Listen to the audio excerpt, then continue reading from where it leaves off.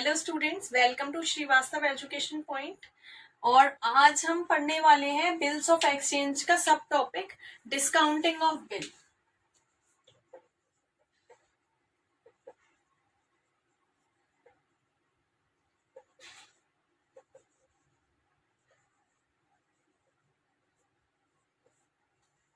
Video start करने से पहले आप मेरे चैनल को लाइक, शेयर एंड सब्सक्राइब कीजिए। तो सबसे पहले हम मीनिंग देखते हैं कि डिस्काउंटिंग ऑफ बिल का क्या मीनिंग है। बिल को डिस्काउंट कैसे करवाते हैं या क्या मीनिंग है डिस्काउंट करवाने का। जैसे कि मैं परचेजर हूं और मैंने किसी से मिस्टर एक्स से जैसे माल परचेज किया है। मिस्टर एक्स है ड्रॉअर और मैं हूं ड्रॉई।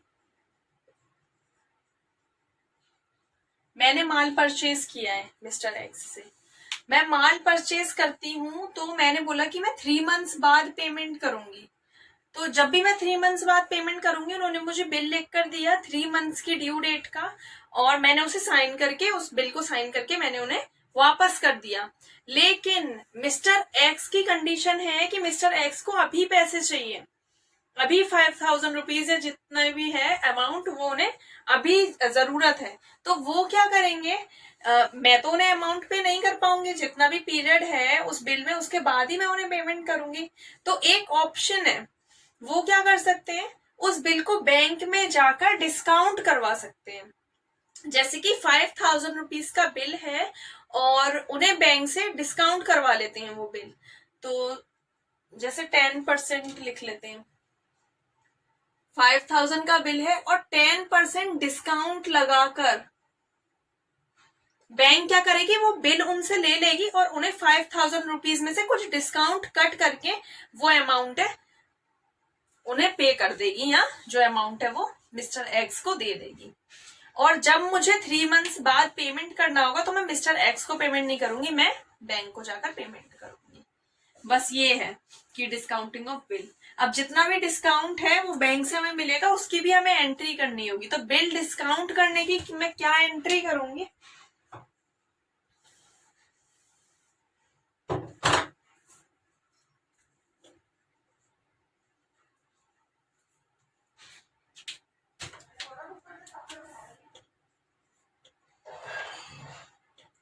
एक तो ड्रॉअर की बुक्स में एंट्री हो सकती है और ड्रॉई की बुक में एंट्री होगी। ये है on discounting of bill.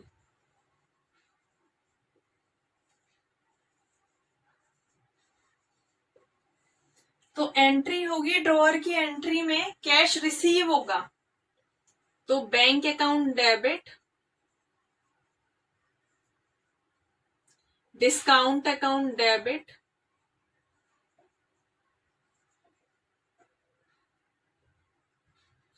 Bill bank मुझसे ले लेगी, तो जो बीआर है वो हमारे पास से चला जाएगा, कैंसिल कर देंगे टू बीआर अकाउंट।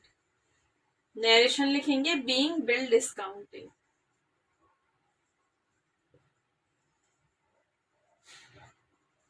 ड्रॉई के है इसकी कोई एंट्री नहीं होगी, क्योंकि मुझे तो कोई मतलब नहीं है। ड्रॉअर अगर बिल को डिस्काउंट भी कराता है तो भी मुझे पेमेंट करना है, और अगर वो डिस्काउंट नहीं करवाएगा तो भी मुझे पेमेंट करना है। बस डिफरेंस इतना है कि डिस्काउंट करवाने के बाद मैं ड्रॉअर को पेमेंट ना करके बैंक को पेमेंट करूंगी, यानी कि चेंज किस में हुआ, पेमेंट वाली एंट्री में चेंज होगा। तो पेमेंट वाली एंट्री का देख लेते हैं। फॉर पेमेंट,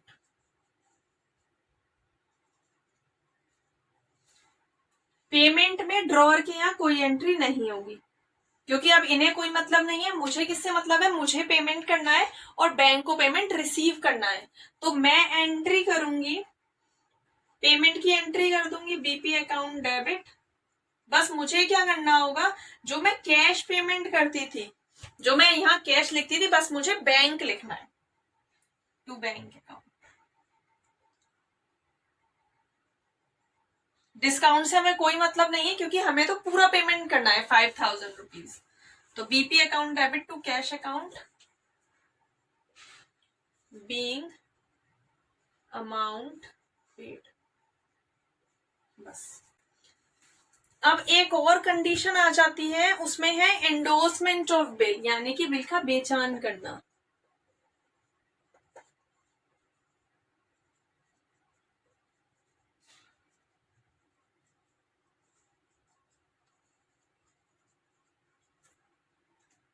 हिंदी में लिख देती हूँ, बेचान करना।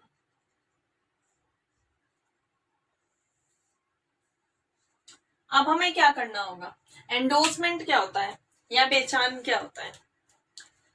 अब जैसे कि हमने पार्टीज का जब हम डिस्कशन कर रहे थे कि पार्टीज कौन कौन सी होती हैं, बिल्स ऑफ एक्सचेंज से रिलेटेड पार्टीज, तो तब हमने उसमें देखा था कि 3 पार्टीज होती हैं। एक तो 2 पार्टीज थी, तो ड्रॉअर था और ड्रॉई थे, लेकिन हमने उसमें पढ़ा था एक थर्ड पार्टी और होती है कभी कभी कुछ कंडीशंस में, हमेशा नहीं होती, कभी कभी होती है। तो वो थर्ड पार्टी को ही हमें बिल क्या करना है, एंडोर्स करना है, बेचान करना है। जैसे कि मिस्टर एक्स थे, मैंने जो था बिल को साइन करके उन्हें दे दिया था, अब उन्हें भी किसी को पेमेंट करना है 5000, जैसे कि वो मुझसे 5000 रुपीज लेते मिस्टर एक्स, और वो किसी तीसरे को या मिस्टर वाई को 5000 रुपीज का पेमेंट कर देते। अब मैंने तो पेमेंट नहीं किया, मैंने तो उन्हें बिल लिख कर दे दिया कि मैं 3 मंथ्स बाद पेमेंट करूंगी 5000 रुपीज का, तो मैंने किसको दिया, मिस्टर एक्स को। अब मिस्टर वाई जब मिस्टर एक्स के पास आए पेमेंट लेने के लिए, तो मिस्टर एक्स ने क्या किया, जो मेरा बिल था, जो मैंने उन्हें 5000 रुपीज का बिल दिया था, उन्होंने वो बिल उन्हें दे दिया कि अभी मेरे पास पैसे नहीं है, लेकिन 3 मंथ्स बाद इस बिल से जो पेमेंट आएगा वो आप रिसीव कर लेना। अब क्या होगा, इसके लिए ट्रांजेक्शन होंगी, एंट्रीज होंगी। तो ड्रॉअर और ड्रॉई,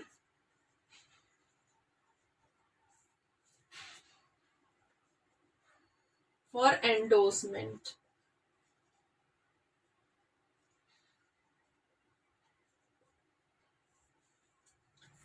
फॉर एंडोर्समेंट, तो मैं क्या करूंगी, एक एंट्री करूंगी। अब ड्रॉअर की यहाँ एंट्री होगी, ड्रॉअर के यहाँ एंट्री होगी, जो भी वो बिल को किसी तीसरे को देगा, इसके लिए बीआर था, तो बीआर अब इसके पास से जाएगा, तो बीआर कर देंगे कैंसिल टू बीआर अकाउंट। और जो थर्ड पार्टी थी पेई, जो मिस्टर वाई था, उसे हम कर देंगे debit, payee debit to BR, being bill endorsed.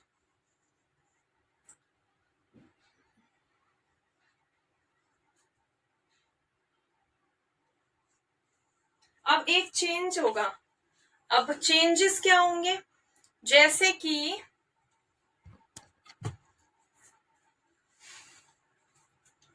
मुझे तो कोई मतलब नहीं है, अब उन्होंने थर्ड पार्टी को दे दिया, तो मेरे यहाँ कोई एंट्री नहीं होगी, क्योंकि इससे मुझे कोई मतलब नहीं है, वो किसी को भी मेरा बिल दे सकते हैं। लेकिन चेंजेस क्या होंगे, अब मुझे जब 3 मंथ्स बाद पेमेंट करना होगा, तो मैं ड्रॉअर को पेमेंट नहीं करूंगी, मैं पेई को पेमेंट करूंगी, मिस्टर वाई को पेमेंट करूंगी 3 मंथ्स बाद। तो इनके यहाँ कोई एंट्री नहीं होगी फॉर पेमेंट, क्योंकि इन्हें कोई मतलब नहीं है, मतलब किन्हें है, मुझे पेमेंट करना है और रिसीव करना है पेई को।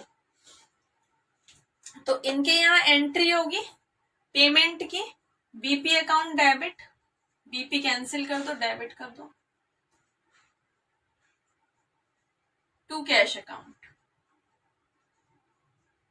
बस सिंपल एंट्री हो जाएगी, मैं पेई को नहीं करती हूँ पेमेंट, मैं सिंपल पेमेंट कर देती हूँ, एंट्री सेम होगी, बीइंग